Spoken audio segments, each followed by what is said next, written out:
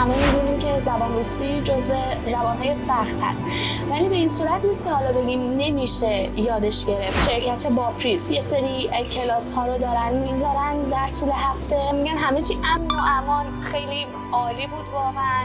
سرد هست، نمیشه منکر این موضوع شد، ولی سرمایی نیست که بگیم غیر قابل تحمل هست. به دوستان توصیه میکنم که اگر شرایطش رو دارن و میتونن پادفکشون حضوری باشه. در خدمت یکی از دانشجوی عزیزمون هستیم، ممنون میشم خودتون معرفی کنید. بله، آزاده چوبینه‌پور هستم، دانشجوی پادفک زبان روسی دانشگاه MGOPP.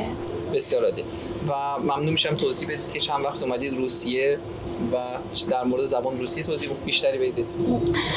من 2 ماه هست که توی مسکو هستم و در خصوص زبان روسی هم اگر بخوام بگم، خب در کل میشه گفت، یعنی همه میدونیم که زبان روسی جزو زبانهای سخت هست، ولی به این صورت نیست که حالا بگیم نمیشه یادش گرفت.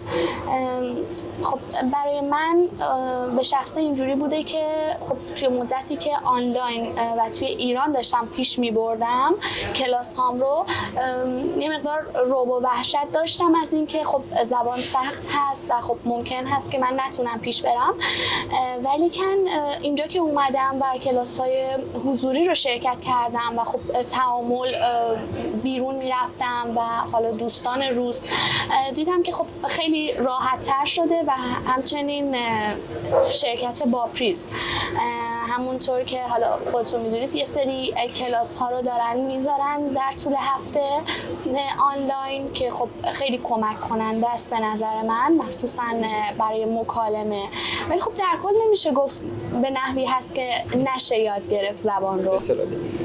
شما وقتی ایران بودید در مورد روسیه آیا تفکری داشتید که بعد بیایید اینجا براتون عوض بشون تفکر یا نه؟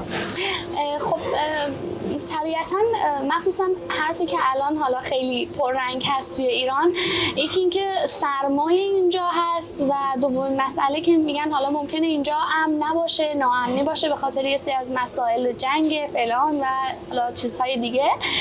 ولی خب من زمانی که اینجا اومدم دیدم که نه، واقعا به عنوان مثال میگن همه چی امن و امان، خیلی عالی بود واقعا، همه چیز خیلی خوب و خب اونجوری نبود و از نظر سرما هم سرد هست، nemiشه منکر این موضوع شد، ولی سرمایی نیست که بگیم غیر قابل تحمل هست، نه به این صورت نیست. بسیار خانم چوبینی یکی از دانشجوامون هستن که در شهر مسکو دارن تحصیل میکنن در دانشگاه روسپیاسه. حالا یه سوال دارم در مورد شهر مسکو. بله.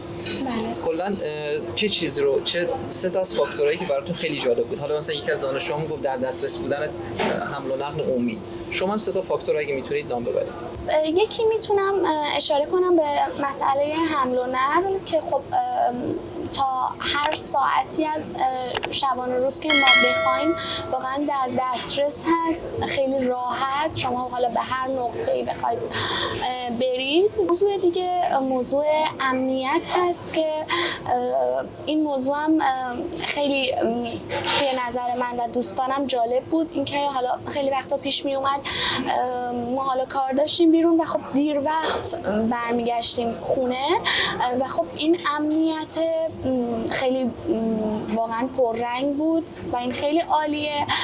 و خب موضوع دیگه طرز حالا برخورد روس ها هست با مهاجر، یعنی من میشه گفت اکثریت افرادی که میان این تصور دارن که روس ها سردن و خب ممکنه برخورد مناسبی با مهاجر نداشته باشن و بیشتر میگن که حالا این برخورد توی نسل حالا مسن‌تر روس ها به چشم میاد، ولی خب نه برای من و نه برای دوستانم هیچ وقت این اتفاق رقم نخورده. اتفاقا خیلی وقتا بوده که ما سوالی داشتیم در خصوص آدرس یا حالا خیلی چیزای دیگه، خیلی خیلی خوب پاسخ داده شده به ما و خیلی خوش برخوردن و ما از این نظر هیچ چیزی من حقیقتا ندیدم. در آخر اگر بخواید نصیحت یا پیشنهاد یا صحبتی برای علاقه‌مندان به مهاجرت به کشور روسیه اگر موردی هست میتونید بیان کنید.